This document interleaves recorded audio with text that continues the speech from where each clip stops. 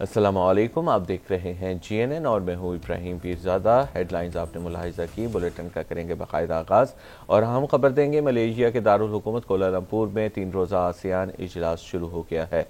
अमरीकी सदर समिट में शिरकत के लिए मलेशिया पहुँच गए हैं। डोनाल्ड ट्रंप का रेड कार्पेट इस्तेमाल किया गया है, जबकि अमरीकी सदर का एयरपोर्ट पर रवायती अंदाज में रक़्स भी सामने आया। सदर ट्रंप ने अपने हाथों से अमरीका और मलेशिया के परचम लहराए। इजलास में चीन के वज़ीर आज़म ली चियांग समेत दीगर आलमी रहनुमाओं ने भी शिरकत की, जबकि मलेशिया के वज़ीर आज़म अनवर इब्राहिम ने मेहमानों का इस्तकबाल किया। इफ्तिताही खिताब में थाईलैंड और कंबोडिया के दरमियान अमन माहिदे का खैर मक़दम किया गया। कहा, तरक्की और खुशहाली के लिए अमन ज़रूरी है। रुकन ममालिक के सरबराहान ने मशरिक़ी तैमूर की तंजीम में शिरकत के एलामिये पर दस्तखत भी किए। इजलास में साउथ चाइना सी की सूरत हाल, अमरीका चीन की बढ़ती मुसाबकत और गजा की सूरत हाल भी ज़ेर गौर आने का इम्कान है।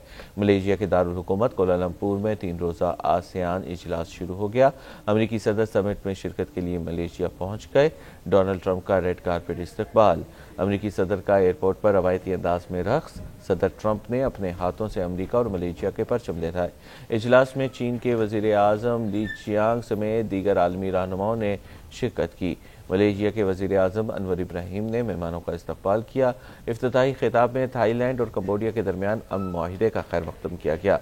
कहा, तरक्की और खुशहाली के लिए अमन ज़रूरी है। रुकन ममालिक के सरबराहान ने मशरिक़ी तैमूर की तंजीम में शिरकत के लिए एलामिये पर दस्तखत किए और इजलास में साउथ चाइना सी की सूरत हाल, पाक अमरीका चीन की बढ़ती मुसाबकत और गजा की सूरत हाल पर भी गौर आने का इम्कान है।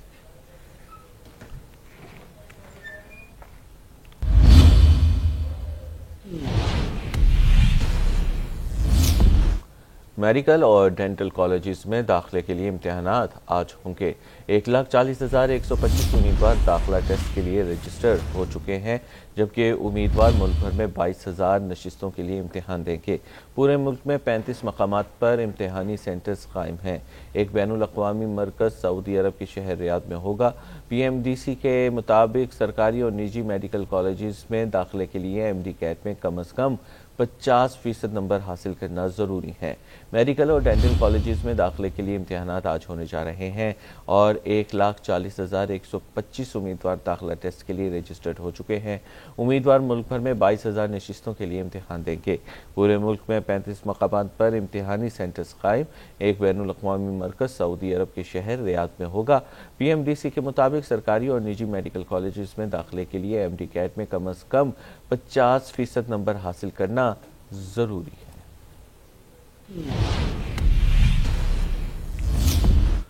लाहौर में फ़ज़ाई आलूदगी की शरह बदस्तूर ख़तरनाक। लाहौर आज भी दुनिया का आलूदा तरीन शहर करार दिया गया है। एयर क्वालिटी इंडेक्स 369 तक पहुँच गया है। भारतीय दारुल हुकूमत नई दिल्ली दुनिया का दूसरा आलूदा तरीन शहर करार दिया गया है। वहाँ AQI इंडेक्स 288 रिकॉर्ड किया गया है। अपने नाज़रीन को माहौलियाती आलूदगी के हवाले से आगाह कर रहे हैं। लाहौर में फ़ज़ाई आलूदगी की शरह बदस्तूर ख़तरनाक है और लाहौर आज भी दुनिया का आलूदा तरीन शहर करार दिया गया है, जहां एयर क्वालिटी इंडेक्स 369 तक पहुंच गया है। भारतीय दारुल हुकूमत नई दिल्ली दुनिया का दूसरा आलूदा तरीन शहर करार दिया गया है। वहां AQI इंडेक्स 288 रिकॉर्ड किया गया है।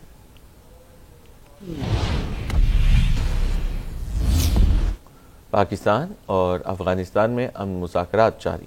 वज़ीर दिफ़ा ख़ाजा आसिफ कहते हैं, अगर मामला तय न हुए तो अफगान तालिबान रजीम और हमारी खुली जंग है। सियालकोट में मीडिया टॉक करते हुए ख़ाजा आसिफ ने कहा कि अफगान भारतीय प्रॉक्सी के तौर पर हमारे खिलाफ काम कर रहे हैं। ऑप्शंस भी मौजूद हैं। हमने 40 साल अफगान मुहाजिरीन की मेहमान नवाजी की है। उनकी 3-4 नस्लें यहाँ जवान हो गई हैं।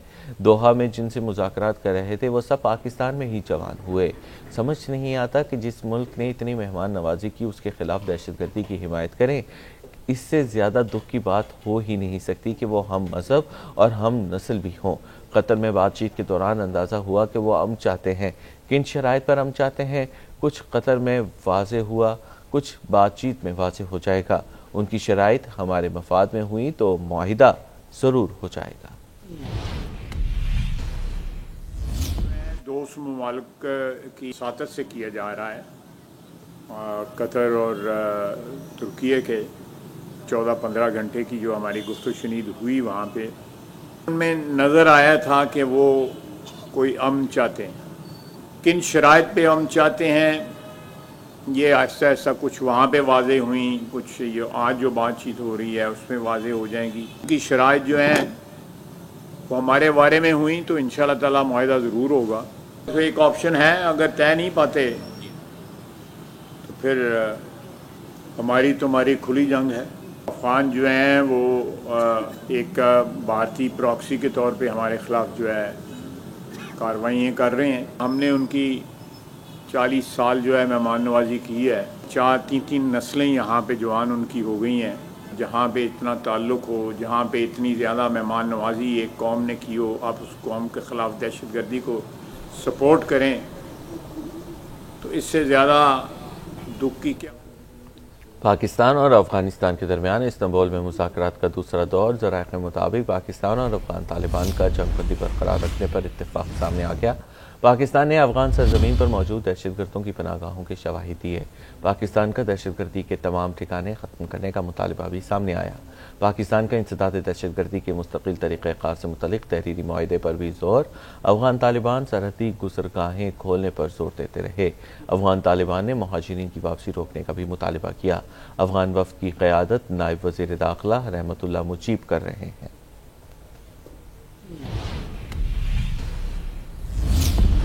پیپلز پارٹی کا آزاد کشمیر میں اپنی حکومت بنانے کا اعلان. وزیر اعظم آزاد کشمیر چودھری انوار الحق کو ہٹا کر پیپلز پارٹی کا وزیر اعظم لایا جائے گا. صدر مملکت آصف علی زرداری نے آزاد کشمیر میں تحریک عدم اعتماد لانے کی منظوری دے دی.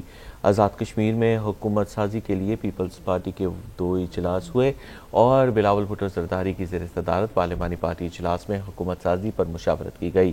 تجاویز تیار کر کے ایوان صدر میں صدر آصف علی زرداری کے سامنے پیش کی گئیں. صدر پاکستان پیپلز پارٹی آزاد کشمیر چودھری یاسین اور دیگر رہنماؤں نے اجلاس کے بعد میڈیا سے گفتگو کرتے ہوئے کہا کہ آزاد کشمیر میں نئی حکومت بنانے کا فیصلہ کر لیا ہے.